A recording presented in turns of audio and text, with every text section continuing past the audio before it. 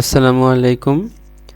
আশা করছি সবাই ভালো আছেন। আমি আল্লাহর রহমতে ভালো আছি। আজকে আমি একটা মূলত যে লোগো ডিজাইন, হ্যাঁ, একটা ব্র্যান্ড কিভাবে সাকসেসফুলি তারা লোগো তৈরি করে এবং তাদের মধ্যে এবং ডিজাইনের মধ্যে কোন ধরনের কথাগুলো থাকে সেটা নিয়ে আমি একটু বিস্তারিত আলোচনা করব।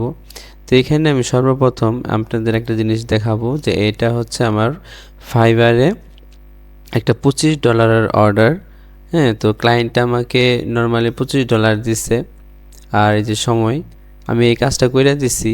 এখন আপনার ওর সাথে আমার কথা হয়েছে মূলত যে এই যে এখানে বলছে যে I did this but I don't like it, but it's a idea I like, but I will like how you remake this and I want to see your own idea for my brand. তো এইটা হচ্ছে সে নিজে নিজে কোনো মতন বানাইছে। তো বানানোর পরে সে আমাকে বলছে যে এখন আমাকে একটা লোগো বানায় দাও। এখন এই জিনিসটা আমি বানানোর আগে আমি আগে কি করি, একজন গ্রাফিক ডিজাইনার হিসাবে আমরা আমরা কোন কোন জিনিসগুলো আমরা আগে ভাবি সেই জিনিসটা আমাদের একটু এখানে ব্যাখ্যা করি। যেমন এই এডিডাসের যে লোগোটা বানাইছে বা এই যে লোগোটা বানাইছে সর্বপ্রথম কিন্তু, হ্যাঁ, এডিডাসের যে ওনার উনি কিন্তু বলছিল যে আমার একটা লোগো লাগবে, জাস্ট সামথিং লাইক মানে এরকম এরকম একটা আইডিয়া দিবে। জাস্ট ওর আইডিয়া নাই কিন্তু, কারণ ও কিন্তু ডিজাইনার না। অনেকে বলে এআই এসে আমাদের বাদ মেরা দিছে, এআই এর কারণে আমরা অনেক কিছু করতে পারতেছি না। কিন্তু একটা মানুষ যখন সৃজনশীল থাকবে তার কিন্তু অবশ্যই তার সাথে কখনো এআই কখনো রিপ্লেস করতে পারবে না। হ্যাঁ, তো এই জিনিসটা হয়তোবা এআই আমাকে বানায় দিবে, কিন্তু এরকম যে একটা ইউনিক লোগো সেটা কিন্তু কখনো এআই বানায় দিতে পারবে না। যেমন নাইকি বা দ্য নর্থ ফেস, এই লোগোগুলো এআই কিন্তু কখনো রেকমেন্ড করলে শত হাজার চেষ্টা করলো এরকম যে ব্র্যান্ড লোগো এগুলো কিন্তু বানাইতে পারবে না। এগুলোর জন্য অবশ্যই মানুষ দরকার। তো একটা লোগো বানানোর আগে আমরা কোন কোন জিনিসগুলো ভাবি সেটা একটু দেখি। তারপর আমার যে ক্লায়েন্ট এখানে কাজটা দিছে সেই কাজ অনুযায়ী আমি কি বানাবো সেটা আমি আপনাদের সাথে শেয়ার করব। তো আমরা চলি যে একটা লোগো বানানোর আগে কোন কোন জিনিস দরকার। ব্র্যান্ডের পরিচয়, হ্যাঁ, ব্র্যান্ডটা কি করে, টার্গেট অডিয়েন্স কারা, ব্র্যান্ডের ভ্যালু বা মিশন ভিশন কি, লোগো অবশ্যই এই পরিচয়ে প্রতিফলন হতে হবে। ব্র্যান্ডটা কি করে, আচ্ছা এখানে একটা কোশ্চেন হচ্ছে যে ব্র্যান্ডটা কি করে। এই যেমন এই লোগোটা এরা হচ্ছে মূলত অ্যাথলেটিক্স টাইপের লোগো। হ্যাঁ, এখানে আপনার যারা আমরা যে খেলাধুলা করি বা আমরা যেরকম মনে করি সবসময় একটু মানে উৎফুল্লমনা থাকে তাদের জন্য কিন্তু এই লোগোটা। এখন এদের সাথে যেমন এই যে এখানে যে আমরা দেখতে পারতেছি, যেমন এই যেটা এদের লোগো কিন্তু কখনো মিলবে না।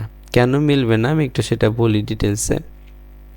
ধরেন এই যে কফির যে লোগোটা, এই লোগোর সাথে কিন্তু আপনার এই এদের যে ডেস্টিনেশন, এরা কফি বিক্রি করে, এদের কফির ব্র্যান্ড, হ্যাঁ, এদের সাথে কিন্তু এই আপনার এই অ্যাডিডাসের কখনো মিলবে না। কারণ এরা হচ্ছে আপনার খেলাধুলা টাইপের এবং এরা হচ্ছে আমার আপনার কফি, কফি তৈরি করে, মানে এরকম কফি শপের একটা লোগো। তো এদের এবং এদের জগৎ সম্পূর্ণ ভিন্ন। তো এই হচ্ছে আপনার ভিন্ন জগতের কথাবার্তা। এখন ওইগুলো কথার উপর নির্ভর করতে হবে যে ব্র্যান্ডটা কি করে এবং এদের টার্গেট অডিয়েন্স কারা। যেমন এদের টার্গেট অডিয়েন্স হচ্ছে খেলাধুলা যারা করে তারা, আর এই কফির যারা হচ্ছে এরা হচ্ছে যারা খায়, চা লাভার অথবা কফি লাভার তারা। হ্যাঁ, তারা কিন্তু এখন এদের আর ওদের অডিয়েন্স কিন্তু সম্পূর্ণ ভিন্ন। ব্র্যান্ড ভ্যালু, মিশন ভিশন কি হচ্ছে যে যারা তাদের টার্গেট কি, এটা অলরেডি আমি বুঝিয়ে দিলাম। তো দ্বিতীয়ত হচ্ছে সিম্পল এবং ক্লিয়ার ডিজাইন। ভালো লোগো সবসময় সহজ হয় এবং অতিরিক্ত ডিটেলস থাকলে ছোট সাইজে বোঝা যায় না। মনে রাখবেন সিম্পল এবং মেমোরেবল থাকতে হবে। যেমন এই যে এটা আমরা দেখি, হ্যাঁ, যেমন এই যে এখানে অ্যাডিডাসের যেটা সিম্পল 3টা দাগ, এটা কিন্তু সবাই মনে রাখে। যে নাইকে যে একটা চিহ্ন জাস্ট এইটুকুই হইলে হয়ে গেল, সবাই কিন্তু মনে রাখে। এখন এইখানে যদি আমি মনে করি এইটাও একটা কিন্তু লোগো, বা এই যে এখানে আমরা একটা দেখি, এটা কিন্তু সবার অ্যাজ ইউজুয়াল মনে থাকবে না, কারণ এটা ইটস লাইক সামথিং ডিফিকাল্ট। এদের নিশ অনুযায়ী এরা ভিন্ন রকম। তো একটু এদেরটা কঠিন, এবং এই যে লোগোটা আমরা দেখতেছি এটা কিন্তু সহজ। যেমন এই যে এখানে আমরা যদি আরেকটা ব্র্যান্ডিং দেখি, তো এটা কিন্তু ওই যে একটা শিয়ালের মাথা দেখা যাইতেছে এখানে, জাস্ট এইটুকুই, এবং নিচের লেখাটাকে দিয়ে একটা কম্বিনেশন করছে। তো এইটা হচ্ছে আলাদা একটা জগতের, হ্যাঁ, এটা অন্য একটা অ্যানিম্যাল সাইডের লোগো। তো এই যে এইখানে তাদের ব্র্যান্ড ভ্যালু কি এবং সিম্পল ক্লিয়ার ডিজাইন রাখতে হবে, সেটা তাদের উপর নির্ভর করতেছে, এবং ইউনিকনেস, হ্যাঁ, লোগো যেন অন্য ব্র্যান্ডের সাথে মিলে না যায়। কপি করা ডিজাইন এড়িয়ে চলুন, ইন্ডাস্ট্রিজ কমন স্টাইল বুঝে তার বাইরে চিন্তা ভাবনা করুন। এখন কথা হচ্ছে যে আমি যদি কথার এখানে সাপোজ মনে করেন যে এখানে আমার এই ফক্স লোগো লেখা সার্চ দিই,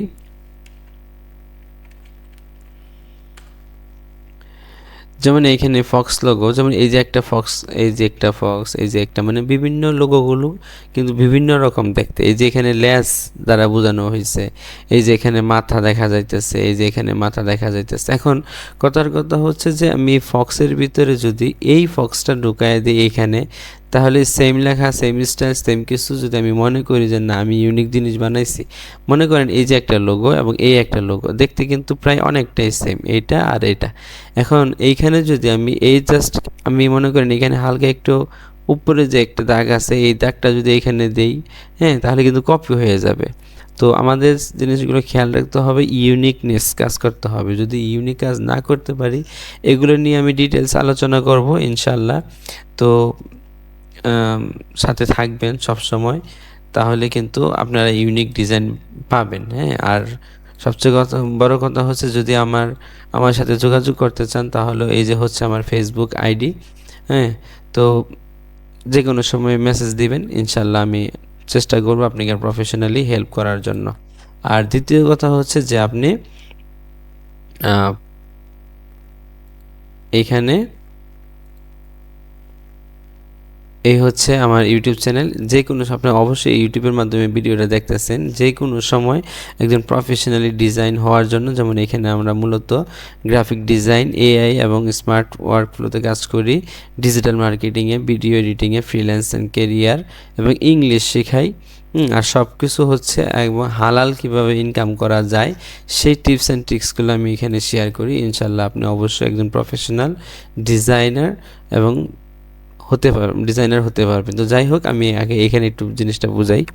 তো এই যে ইউনিকনেস, এগুলো কিন্তু আমাদের লোগো তৈরি করার আগে অবশ্যই আমাদের মাথায় রাখতে হবে। তারপরে কালার সাইকোলজি, এখন এখানে খেয়াল করতে হবে, যেমন এই যে এখানে আপনার ইয়েলো কালার, যে কালারগুলো আছে এখানে আপনি যদি বলেন সবুজ, হ্যাঁ, তাহলে কিন্তু হয় না।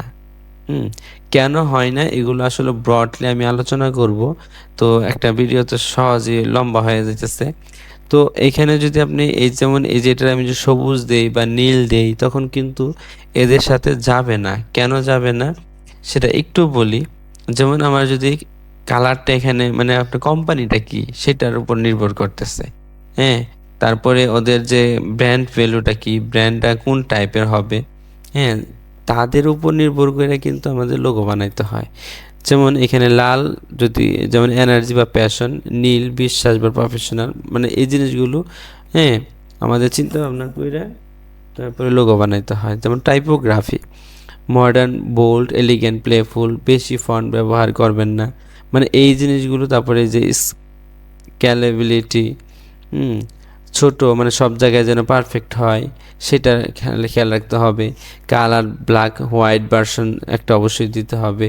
দীর্ঘমেয়াদী চিন্তা, যেমন এটা যেন যুগের পর যুগ 5-10 বছর পরেও যেন আমার লোগোটা সবার কাছে গ্রহণযোগ্য হয়, সেই ধরনের লোগো আমাকে চিন্তা করতে হবে। তো এই চিন্তা ভাবনা করেই একজন গ্রাফিক ডিজাইনার কিন্তু একটা লোগো বানায় থাকে। এখন কথা হচ্ছে যে আমার এই ক্লায়েন্ট অনুযায়ী কথা বলি, তো উনি আমাকে $25 দিচ্ছে এবং এখানে বলছে যে আমি জাস্ট এইরকম চাই, কিন্তু এটা পছন্দ করি নেই, আমাকে তোমার আইডিয়া অনুযায়ী আমাকে একটা লোগো দেখাও। তারপর আমি সে বলছে যে অ্যাসপিরেশনাল লাইফস্টাইল অ্যাপারেল, তার লোগো এই ধরনের লোগো, এবং এখানে সে বলছে আমাকে ক্যাপ অ্যান্ড গাউন, এটা হচ্ছে লোগোর নাম, এবং এইম হায়ার, এটা হচ্ছে ট্যাগলাইন। তো আমার এই জিনিস simple, meaningful, unique, scalable and timeless এই ধরনের চিন্তা ভাবনা করে কিন্তু লোগোটা বানাইতে হবে। তো যাই হোক, এইটা যখন দিল সে, আমি একটা আইকন আমি এখানে বানাইলাম। আর এটা আমি আইডিয়া দিয়ে বুঝাই দিতেছি সব কিছু। যেমন এখানে তার লোগোর নাম হচ্ছে ক্যাপ অ্যান্ড গাউন। সো এখানে সি, এই যে সিটা দিছি, এখানে অ্যান, এই যে অ্যান, এটা অ্যান আইকন দিছি, এবং এখানে জি। তো এই যে এটা আমি এখানে জি রাখার চেষ্টা করছি। তো সি অ্যান্ড জি, মানে এই আইকনটা দ্বারা আমি বুঝাইছি সি অ্যান্ড জি। সো এই যে গোপন যে একটা ট্রিক্স, হ্যাঁ, আমি এখানে হিডেনলি প্রকাশ করছি। তো এটাই হচ্ছে আমার লোগো। তারপরে এখানে just cap and gown aim higher, এটাই আমি ওর লোগো বানিয়ে দিছি। তো এই পর্যন্তই। আপনার মনে করেন একটা লোগো বানানোর আগে ভাবতে হবে যে কি কি অ্যাড করব। এখন উনি কিন্তু আমাকে জাস্ট খালি বলছে যে এরকম, কিন্তু উনার মতন কিন্তু আমি চেষ্টা করি নাই। এখন এআই রে দিলে এআই কিন্তু বানায় দিবে, কিন্তু এই যে একটা সৃজনশীল চিন্তা ভাবনা, অবশ্যই এটা মানুষের দ্বারা সম্ভব। যেমন সি, জি এবং এই ধরনের আইকন কিন্তু কখনো এআই বানাতে পারবে না। তো যাই হোক, এটা করার পর আমি তাকে একটু মনে করেন বিভিন্ন কালার কম্বিনেশন এবং কিভাবে মকআপ করলে কেমন দেখা যাবে সেটা আমি দেখাইছি। যেমন এই যে এখানে তাকে একটা মকআপের মাধ্যমে দেখাইছি। তারপরে যে এখানে একটা ক্যাপের ভিতরে দেখাইছি, তারপরে যে একটা গেঞ্জির ভিতরে দেখাইলাম, তারপরে যে একটা এমব্রয়ডারি করলে কেমন দেখা যাবে সেটা দেখাইলাম, তারপরে একটা টি শার্টের উপর টি শার্টের কালারের সাথে ম্যাচিং করে তার লোগোটা কেমন দেখাবে সেটা দেখাইলাম। তারপরে এখানে যে আপনার গেঞ্জির ভিতরে এই যে কী কয় ট্যাগের ভিতরে দিলে কেমন দেখা যাবে সেটা দেখাইলাম, একটা ব্ল্যাক অ্যান্ড হোয়াইটের ভিতরে কেমন দেখাবে সেটা দেখাইলাম, একটা অ্যাপসের ভিতরে কেমন দেখাবে সেটাও দেখাইছি। তারপরে এখানে একটা যদি ওয়ালের ভিতরে শোকেস করে তখন কিভাবে দেখাবে সেটা দেখাইলাম। একটা বিজনেস কার্ড যদি সে বানায়, অবশ্যই লাগবে তার ব্র্যান্ড প্রচারের জন্য, সেইখানে কীভাবে শো করবে সেটাও দেখাইছি সুন্দর করে কালার কম্বিনেশন করে। এইখানে তাকে একটা বক্সের ভিতরে গিফট হিসাবে কিভাবে দেখাবে সেইটাও কিন্তু আমি দেখাইছি। তো এই হচ্ছে আপনার একটা লোগো যখন আমরা বানাই, তো সেটাকে কিভাবে রিপ্রেজেন্ট করব, সেটা কিভাবে সুন্দর লাগবে, এই সমস্ত কিছু কিন্তু আমরা এইভাবে তৈরি করে একজন ভাইয়ারকে দেখাই। তো এইটা দেখানোর পরে কিন্তু আমার ভাইয়ার খুব খুশি, এবং সে আমাকে, আর আরেকটা কথা, এখানে আমি হয়তোবা এগুলো ব্লার করে দিছি, হয়তোবা ভাববেন যে এটা কি নাকি, কিন্তু এখন মনে করেন অনেকেই হয়তোবা ডিস্টার্ব করে বা অনেক ঝামেলার কারণে আমি এগুলো দিছি। তো সবচেয়ে বড় কথা হচ্ছে, যদি আপনি একজন প্রফেশনাল ডিজাইনার, একজন ডিজিটাল মার্কেটার এবং ভিডিও এডিটিং শিখতে চান, তাহলে অবশ্যই আমার এই ভিডিওগুলো বা আমার এই চ্যানেলের সাথে আপনি সাবস্ক্রাইব করে পাশে থাকবেন। ইনশাল্লাহ আমি চেষ্টা করব ভালো ভালো ভিডিও দেওয়ার জন্য, এবং অবশ্যই হেল্পফুল হবে। তো সবচেয়ে বড় কথা হচ্ছে আপনাকে, আমার এই যে ভিডিওটা দেখলে বুঝবেন, আপনাকে অবশ্যই আগে গ্রাফিক ডিজাইন যদি পারেন, ডিজাইন রিলেটেড, এবং সেটাকে ডিজিটাল মার্কেটিং করার জন্য একজন বায়ারের ব্র্যান্ড থেকে শুরু করে তার সমস্ত ধরনের মার্কেটিং এবং তার কিভাবে আর্নিং হবে এবং সুন্দরভাবে ফুটিয়ে তোলার জন্য যা যা করণীয়, আপনাকে শিখতে হবে। এখন বলতে পারেন হয়তো যে graphic design, video editing, digital marketing এই সব কিছুকে আপনি করেন, সর্বপ্রথম একটা কথা মাথায় রাখতে হবে যে আপনাকে স্কিল শিখতে হবে। আপনি কোন কাজ করবেন সেটা তো আর বায়ার জানতেছে না, কিন্তু আপনাকে স্কিলফুল হইতে হবে। বর্তমান জগৎটা কিন্তু খুব টাফ। তো এই পর্যন্তই।